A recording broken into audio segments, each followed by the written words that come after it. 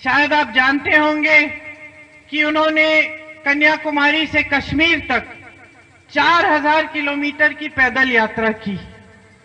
4 महीनों के लिए रोज पैदल चले, आपके बीच आने के लिए, आपको समझने के लिए, ये समझने के लिए कि आपकी कौन कौन सी समस्याएं हैं। यहां उत्तर प्रदेश भी आए, रायबरेली अमेठी से भी गुजरे, उसके बाद एक और यात्रा की मणिपुर से मुंबई तक।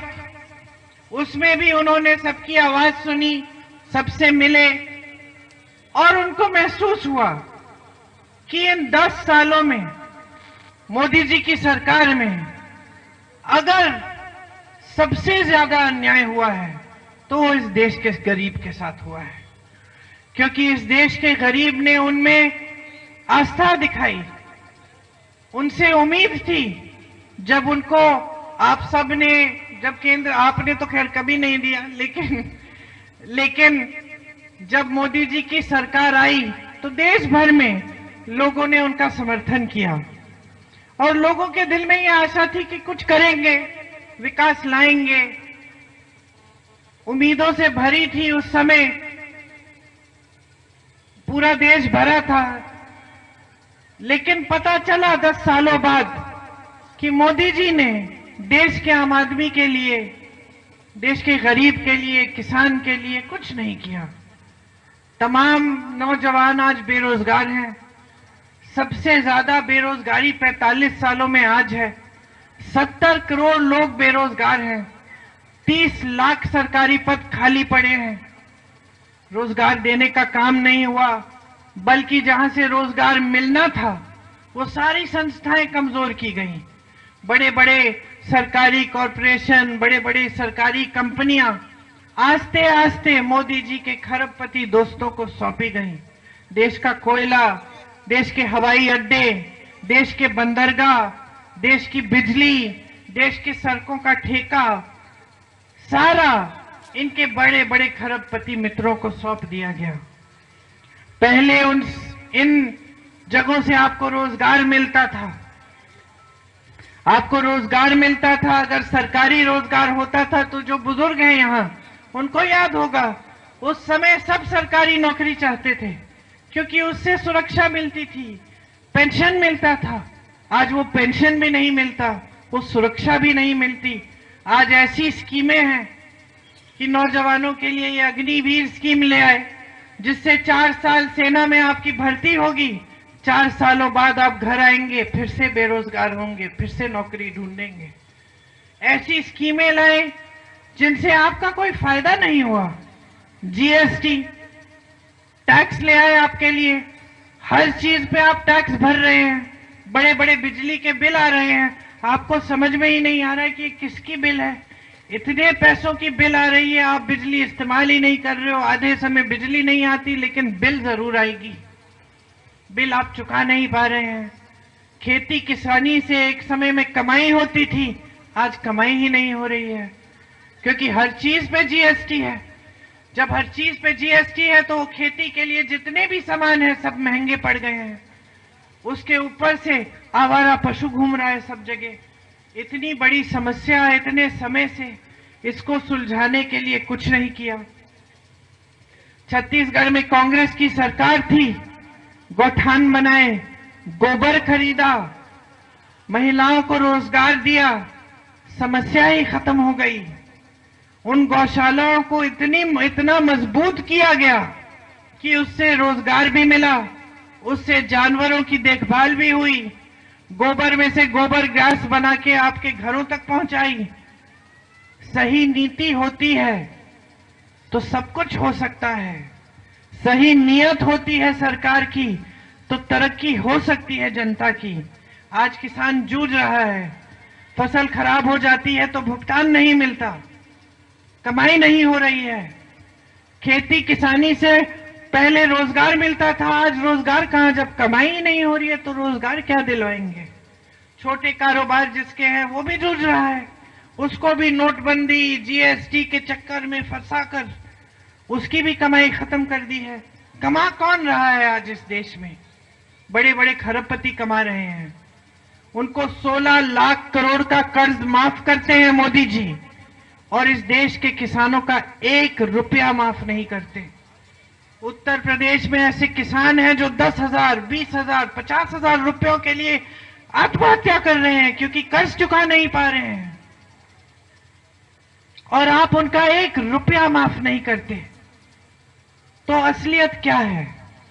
जो आपको टीवी पे दिखाया जाता है ये असलियत है कि देश बहुत आगे बढ़ रहा है, मोदी जी के जमाने में इतनी तरक्की हुई है, देश में पहले कभी नहीं हुई है। ये आपको सच्चाई लग रही है, आपके जीवन में तो नहीं उतरी है सच्चाई।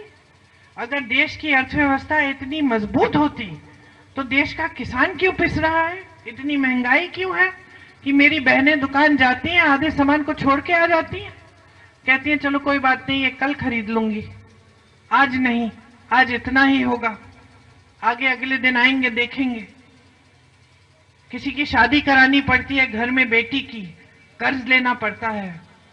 किसी का इलाज करना पड़ता है, कर्ज लेना पड़ता है। छत की मरम्मत करनी है, पानी आ रहा है उसमें से, उसके लिए कहां से आएंगे पैसे? घबराहट होती है। ये बना दी है आपकी परिस्थिति, ये आपकी परिस्थिति है। और वहां पे बड़े बड़े खरबपति जो इनके दोस्त हैं, 20-22 ऐसे लोग हैं जिनकी संपत्ति इतनी है कि बाकी जो देश है 90% इस देश की संपत्ति जितनी संपत्ति है। तो आप सोच सकते हैं कि किसके लिए चली है ये सरकारें। 10 सालों से ये सरकार किसके लिए चली? अगर आपका कोई विकास नहीं हुआ, अगर ये स्थिति है कि देश का प्रधानमंत्री आपके सामने आकर आपसे जब वोट मांगता है तो अपने काम के आधार पर नहीं मांग सकता, धर्म के आधार पर मांगता है। आपसे कहता है कि भगवान का नाम लो, मुझे वोट दो।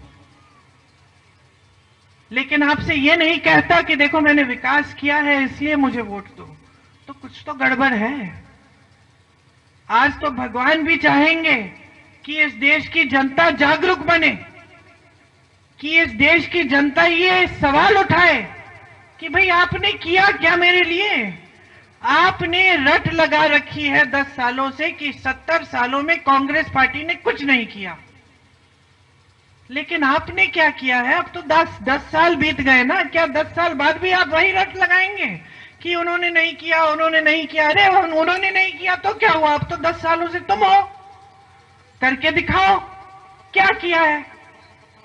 हमने गिनाया आपको, ITI, NTPC, IIM, AIIMS, ISRO, DRDO, Bhakra Nangal dam, मैं तो तमाम में गिना सकती हूं। आप बैठे रहेंगे 2 घंटे के लिए कि कांग्रेस पार्टी ने क्या किया देश के लिए। वो क्या गिना रहे हैं? कुछ नहीं, क्योंकि काम किया ही नहीं है। तमाम बच्चे बेरोजगार खड़े हुए हैं, महिलाओं के पास कोई साधन नहीं है, कोई सुविधा नहीं है। जितनी स्कीमें ला सकते थे आपके लिए एक स्कीम नहीं लाए, बस आपको 5 किलो का राशन पकड़ा दिया, बोल दिया चुप हो जाओ, इससे ज्यादा आपको कुछ नहीं मिलेगा। ये 5 किलो राशन है, इसी में अपना गुजारा करो। यहां नौजवान खड़े, मैं पूछना चाहती हूं, अगर मैं आपको कहूं कि आपको मैं 5 किलो राशन पकड़ा रही हूं या फिर आपको रोजगार दूंगी, कौन सा चुनोगे? क्यों? क्योंकि रोजगार मिलने से तुम अपना भविष्य बना सकते हो। 5 किलो राशन मिल गया, ठीक है, अच्छा है, जितना पेट भरना था भर गया। फिर क्या होगा जब खत्म होगा राशन? फिर आप उस पर निर्भर होगे, फिर आप सरकार का इंतजार करोगे, कतार में खड़े होगे कि चलो 5 किलो और मिले, है कि नहीं? इससे भविष्य बनेगा परिवार का। इससे जो बच्चे आपने मेहनत से बड़े किए हैं, जिनको आपने कर्ज लेकर शिक्षित किया है, इनका भविष्य बनेगा, आत्मनिर्भर होंगे, कमाई होगी, नहीं होगी। तो देखिए, समझिए किस तरह की नीतियां लाए हैं ये लोग। ऐसी नीतियां लाए हैं जिससे आप अपने पैरों पे खड़े हो पाए, जिससे आप मजबूत बने। कहते हैं संविधान बदल डालेंगे। संविधान क्या है? संविधान क्या है? आपके जीवन में संविधान की क्या भूमिका है? कौन बताएगा? बताइए। नहीं मालूम? ये वोट का अधिकार जो है ये संविधान देता है, आंदोलन करने का अधिकार संविधान देता है, सवाल उठाने का अधिकार संविधान देता है।